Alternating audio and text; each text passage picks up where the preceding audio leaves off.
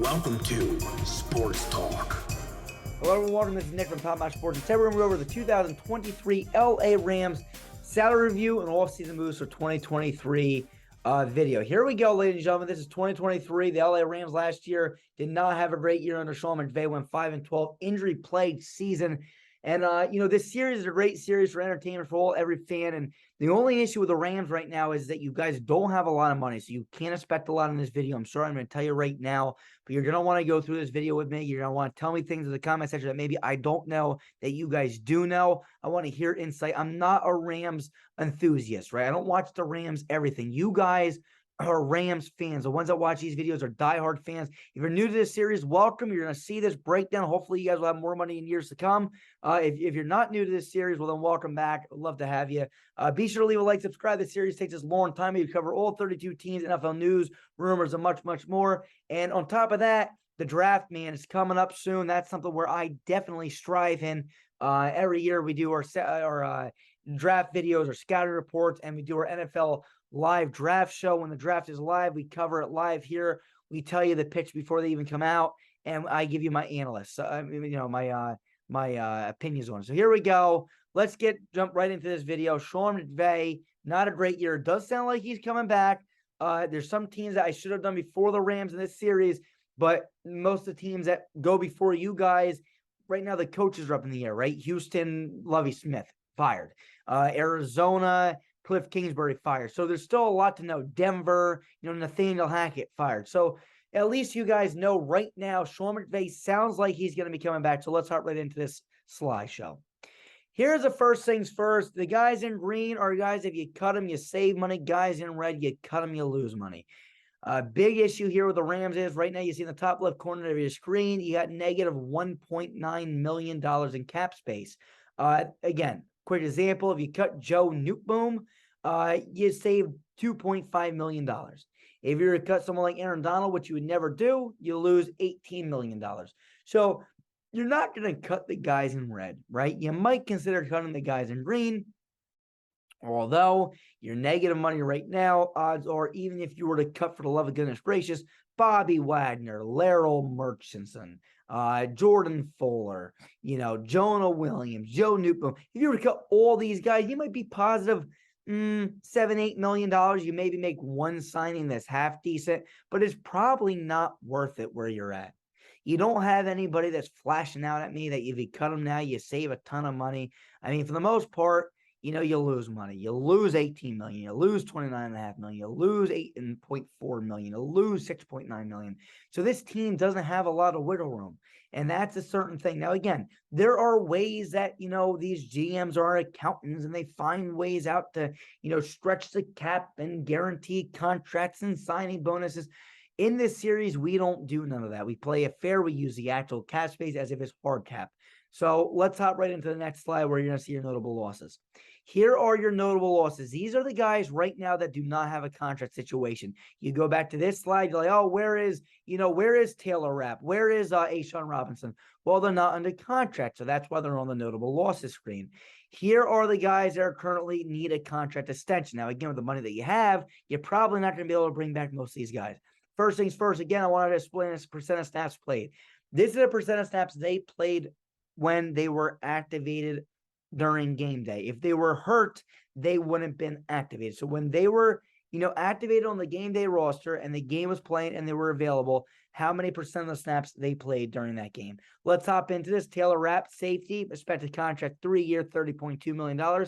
He played 94% of the snaps this season. A'Shawn Robinson, defensive end / defensive tackle. We know that. 3 years, $24 million contract is what's expected. He played 59% of the snaps when he was not injured. Greg Gaines, defensive tackle, 4 years, $31.1 million, played 79% of the snaps. Baker Mayfield, quarterback, 2 years, $13 million, played 95% of snaps on the multiple teams he played for this season when he was active. Again, active. Matt Gay, kicker, 4 years, $20.5 million, played 100% of the snaps. Troy Hill, cornerback, 1 year, $3.7 million contract. 88% of the snaps have been played. And Oday Abushi, offensive guard, 2 years, $4.2 million, 41% of snaps played. Good rule of thumb typically is the guys that play a high percent of the snaps are the guys that typically get brought back on the team due to non-injury. Again, H.N. Robinson, I don't know what his exact situation was this year. I don't know if he played a lot or not. I know he's a pretty dang good player. I just don't know what his injury history was this season specifically. But again, with the contract situation that you guys have, the salary cap, it's just not a good situation. So we're going to go now to our potential targets on the next slide. Here are your potential targets. Very boring. This is what I've been warning you guys about. You got $1.9 million. We don't have you cutting nobody. Again, if we cut all the top guys, and I showed you all the guys in green, you're lucky if you save $8 to $10 million. Then you got to fill in 10 more voids. Just not a good idea. Estimated signings, none. With the money that you have, negative money, we can't bring in guys. We just can't do it during the series. Now, again, the Rams in real life, they're going to be able to bring in guys. And again, you guys can speculate on that and whatnot. Hopefully they bring in a few guys. But again, it's just not the right situation. What we do have you guys doing is bringing in 2 guys during the draft. You don't have a first-round pick. You do get a second-round pick and a third-round pick. So what do we got you guys doing? Well, you need a running back. You need an offensive guard. You need a defensive tackle, an edge rusher, a linebacker, a cornerback, and a safety. So there's some positions that you guys need more than others.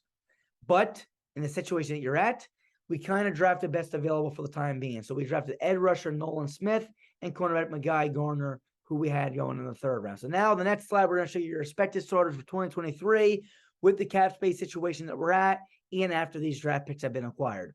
Here is your 2023 expected lineup. Again, you're still negative $1.9 million after the offseason. The guys in yellow are guys that are, in our opinion, they're guys that are placeholders. They're guys that we feel like you could definitely get an upgrade over that aren't that great. The guys in light blue are your draft picks. So in this video, you don't have any signings that would be in lime green. You got no trading that would be in, salmon pink. And you got no re-signs in orange. So when you look at this right now, again, Logan Bruss we got as a placeholder. Coleman Shelton we got as a placeholder. Laryl Murchison we have as a placeholder. Kira Thomas and Quentin Lake. This is due to PFF grades being low and our personal experience watching some of these players when they did play. If we don't know who they are, we look at PFF and see what they got. Overall, this team this season was injury plagued. We all know that. It just wasn't a good season, and I think much of it stems from injury. You guys were 5-12. We did not have you guys bringing in a lot of free agents. You guys are losing a lot of pieces as we go up here. We get you losing Taylor Rapp, losing A'Shawn Robinson, losing Greg Gaines, Matt Gay, Troy Hill, O'Day Bushi. I'm sure you don't work out a contract with Matt Gay. I'm sure you might be able to bring in one of these guys. I don't see a franchise tagging any of them. It's just not worth it. But I'm sure that you got some of the highest accounts. I mean, these owners can pay, crazy monies to these number of guys that can figure all kinds of stuff out that we just don't do on this channel for this series. So what do I think for this season? Well, if this is your roster next season and Sean McVay comes back and Matt Stafford comes back and he's healthy and you got Cam Akers, you got Van Jefferson, you got Allen Robinson, you got Cooper Kupp, you got Tyler Higbee, this offense still is not bad, ladies and gentlemen, when everybody is healthy. Brian Allen's a pretty dang good center. Rob Harvenstein, Joe Newcomb, they can get it done from the tackle position. Your 2 interior offensive linemen, hopefully maybe they can figure it out, or if not, maybe you got someone in the practice squad or someone that can come up and, show out or something. Or maybe you bring in an undrafted free agent, you draft someone in the later rounds. You look at your defense. Leonard Floyd's still pretty dang good. Aaron Donald's still one of the best players in the National Football League.